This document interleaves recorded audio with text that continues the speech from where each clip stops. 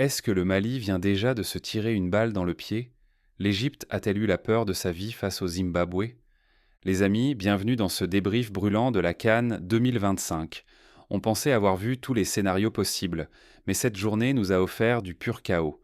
Des favoris qui tremblent, des stars qui se réveillent à la dernière seconde et des outsiders qui refusent de mourir. Aujourd'hui, on analyse tout, le faux pas incompréhensible des aigles du Mali, la solidité retrouvée de l'Afrique du Sud et bien sûr, le pharaon Mohamed Salah qui sauve la patrie in extremis. Installez-vous confortablement, on refait le match, c'est parti.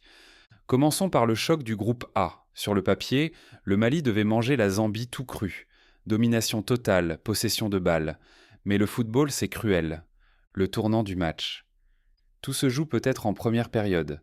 El Bilal Touré a l'occasion de tuer le match sur pénalty. Mais qu'est-ce qui s'est passé? Un tir mou, arrêté par le gardien zambien. C'est le genre de moment qui hante une équipe. Malgré ça, Lassine Sinayoko ouvre le score à la 61e minute. On se dit, c'est bon, le plus dur est fait. Le Mali gère, la Zambie ne cadre quasiment rien, seulement 2 tirs cadrés du match. La douche froide. Mais voilà, une CAN, ça se joue jusqu'à la dernière seconde. Temps additionnel, 9e 22e minute. Patson Daka, la star de Leicester, surgit. Une tête sublime, un partout. C'est un miracle pour la Zambie, surtout quand on sait qu'ils ont changé de sélectionneur juste avant le tournoi. Pour le Mali, c'est une catastrophe. Pourquoi? Parce que leur prochain match, c'est contre le Maroc, l'ogre du groupe. S'ils perdent, ils pourraient se retrouver avec un point avant le match de la mort. Les aigles sont déjà dos au mur. On change d'ambiance avec l'Afrique du Sud face à l'Angola. On en parle peu, mais attention au Bafana Bafana. C'est une équipe qui ne fait pas de bruit, mais qui est redoutable. Hugo Broos, le coach, champion avec le Cameroun en 2017, rappelez-vous, a fait un choix fort, miser sur la jeunesse.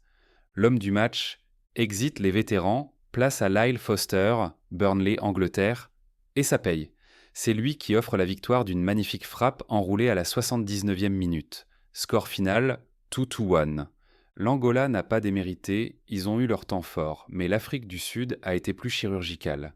C'est une équipe homogène, bâtie sur l'ossature des Mamelodi Sundowns. Ils sont solides, ils sont tranchants.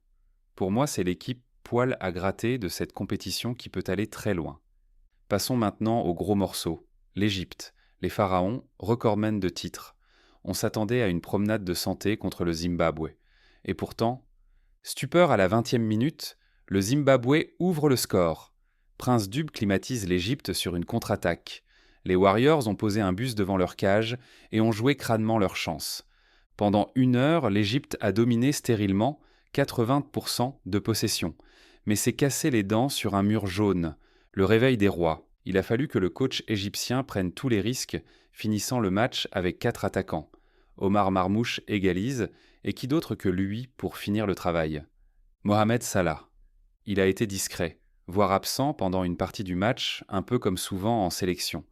Mais c'est la marque des très grands, une occasion, un but. Il surgit en fin de match pour donner la victoire 2-1. L'Égypte s'en sort bien, mais attention, leur défense a montré des signes de fébrilité inhabituels. Avant de se quitter, un mot sur ce qui nous attend demain. Préparez le popcorn.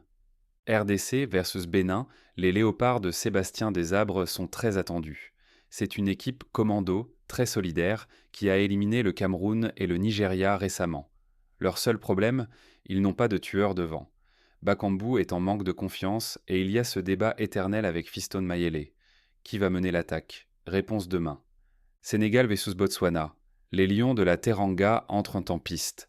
Sadio Mané et sa bande doivent marquer leur territoire d'entrée. C'est le genre de match piège où il faut tuer le suspense vite pour ne pas douter. Voilà ce qu'on retient de cette folle journée. En Afrique, il n'y a plus de petites équipes.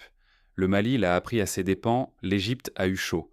La question du jour, pensez-vous que le Mali va réussir à se relever face au Maroc, ou est-ce déjà la fin pour eux? Dites-le moi en commentaire, je veux votre avis. Si vous avez kiffé ce débrief, n'oubliez pas le petit pouce bleu, ça soutient énormément la chaîne.